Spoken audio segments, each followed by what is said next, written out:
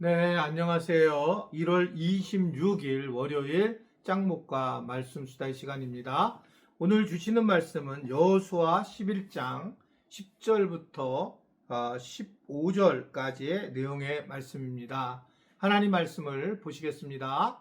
하솔은 본래 그 모든 나라의 머리였더니 그때의 여호수아가 돌아와서 하솔을 취하고 그 왕을 칼날로 쳐 죽이고 그 가운데 모든 사람을 칼날로 쳐서 진멸하여 호흡이 있는 자는 하나도 남기지 아니하였고 또 하솔을 불로 살랐고 여호수아가 그 왕들의 모든 성읍과 그 모든 왕을 붙잡아 칼날로 쳐서 진멸하여 바쳤으니 여호와의 종 모세가 명령한 것과 같이 하였으되 여호수아가 하솔만 불살랐고 산 위에 세운 성읍들은 이스라엘이 불사르지 아니하였으며 이 성읍들의 모든 재물과 가축은 이스라엘 자손들이 탈취하고 모든 사람은 칼날로 쳐서 멸하여 호흡이 있는 자는 하나도 남기지 아니하였으니 여호와께서 그의 종 모세에게 명령하신 것을 모세는 여호수아에게 명령하였고 여호수아는 그대로 행하여 여호와께서 모세에게 명하신 모든 것을 하나도 행하지 아니한 것이 없었더라. 네, 여호수아 일행이 이제 마침내 가나안 땅에 들어가고 가나안 땅을 이제 점령시키는 그런 점령기 이야기들이 쭉 이제 나타나게 됩니다. 특별히 이제 오늘은 그곳에서 이제 하솔이라고 하는 그러한 땅을 취하게 되는데 한번 이스라엘 갔을 때 이 하솔 땅을 가봤더니요 상당한 요새의 지역이었습니다. 즉 굉장히 강력한 그런 힘을 가지고 그리고 권력을 가지고 있었던 그런 아마 성읍이었다 이렇게 생각이 돼요. 그런데 오늘 말씀도 마찬가지지만 결국은 하나님의 말씀대로 하나님의 도우심으로 말미암아 완전히 이제 진멸시키는 모습으로 나타나게 됩니다. 그런데 여기서 참 놀라운 거는 하나님께서는 뭐라고 얘기하냐면 14절을 보면 이 성읍의 모든 재물과 가축은 이스라엘 자손들을 탈취하고 라고 하면서 나머지 사람들은 칼날로 쳐서 호흡이 있는 자는 하나도 남기지 말라 라고 하는 말씀을 하고 있는 걸 볼 수가 있습니다. 이미 여리고성과 아이성에서 큰 어려움을 겪은 이스라엘 백성들이 이제 항상 아마 그들이 성읍을 공격하고 이제 이길 때에 승리할 때에 어떻게 이것을 해야 될지를 고민을 많이 했을 거라고 저는 생각을 합니다. 그런 과정에 이들이 결국은 하나님이 어떻게 하셨을까라고 하는 것들을 예민하게 반응을 했을 텐데 이번에는 하나님이 거기에 있는 사람들은 다 죽이지만 나머지는 탈취를 해서 너희들이 사용해야 된다라고 하는 것을 말씀을 하고 있는 겁니다. 정말 우리가 하나님의 뜻을 잘 알 수 없다는 거고 또한 우리가 일방적으로 이것에 대해서 해답을 정할 수 없는 이유는 바로 하나님은 그 상황에 맞춰서 필요한 것들을 채워주신다라고 하는 거예요. 실질적으로 이들은 이 상황에서 이때 얻은 그런 탈취 물건을 통해서 노력한 것을 통해서 이 특별히 가나안 땅에서 사는데 큰 도움이 되었을 거라고 하는 것을 충분히 추측을 합니다. 왜냐하면 이들은 아무것도 없었는데 모든 걸 다 버리고 그리고 부수고 태워버렸기 때문에 그런데 이제 이번에는 이 하솔 땅에 있는 것은 하나님께서 허락하셨다라고 하는 거예요. 여기서 우리가 뭘 이해를 해야 되는 거냐? 이들이 그러면 어떤 것으로 이 상황을 이해를 했을까라고 생각하면 현재 우리가 이해할 수 있는데 결국은 하나님이 이걸 남길 거냐 안 남길 거냐 없애버리라고 할 거냐 아닐 거냐 이러한 당시 구약 시대 때의 전쟁에 대한 그런 부분들이 나타난 내용이 아닌가라고 생각이 들어요.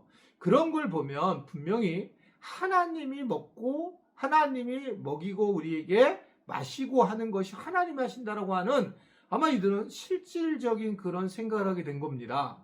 예수님께서 하나님께서 먹이고 입히시거늘 너일까 보냐라고 하신 말씀처럼 실제로 먹고 사는 문제는 전적으로 하나님에게 있다라고 하는 것을 이 하솔 지방을 통해서 우리는 다시 한번 생각을 해 볼 수가 있습니다. 이러한 것을 이제 우리가 여호수아가 하나님의 명령한 것을 온전히 이제 하게 됐고 특별히 오늘 말씀 보면 모세에게 명한 대로 15절에 보면 이 여호수아에게도 명하였고 여호수아도 그대로 행하여 하나님이 모세에게 행한 그대로를 행하지 아니한 게 없었다. 그래서 여호수아가 굉장히 최고의 리더십으로 모세의 버금가는 리더십으로 세워졌다라고 하는 것을 말씀을 하고 있는 겁니다.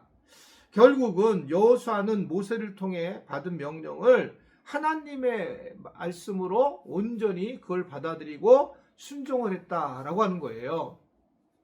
데살로니가에 그런 말씀이 있죠.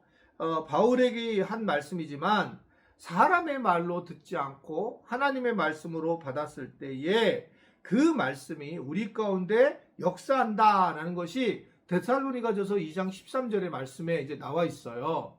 그런 걸 보면 제가 오늘 여러분들과 함께 이렇게 말씀 수다를 한 것을 때로는 사람의 소리로만 듣는다면, 내가 취사 선택을 한다면 이것은 역사하지 않을 거라는 겁니다.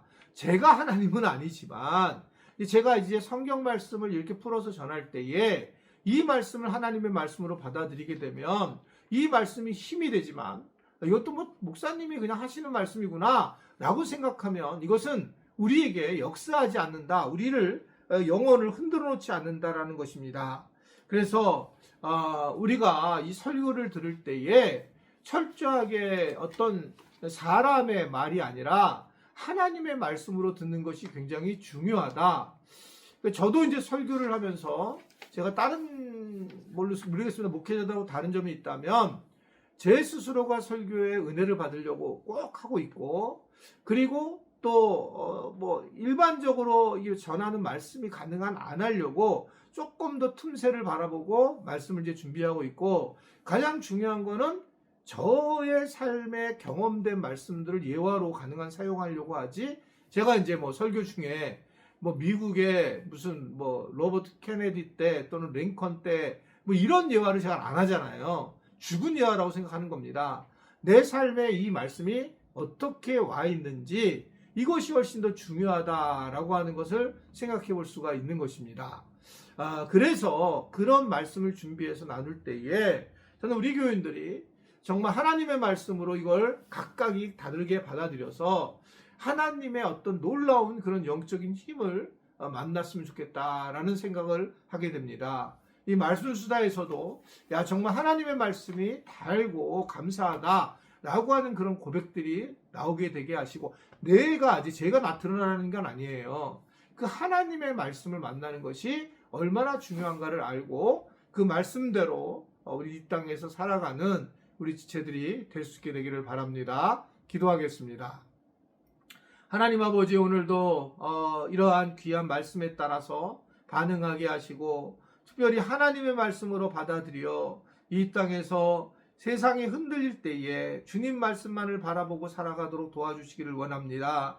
특별히 이 말씀 수다를 듣는 우리 청장년 귀한 지체들을 축복하여 주시고, 주님이 말씀을 들으면서 영혼이 변하며 또한 삶에도 큰 은혜를 누릴 수 있도록 은혜와 은총을 베풀어 주옵소서.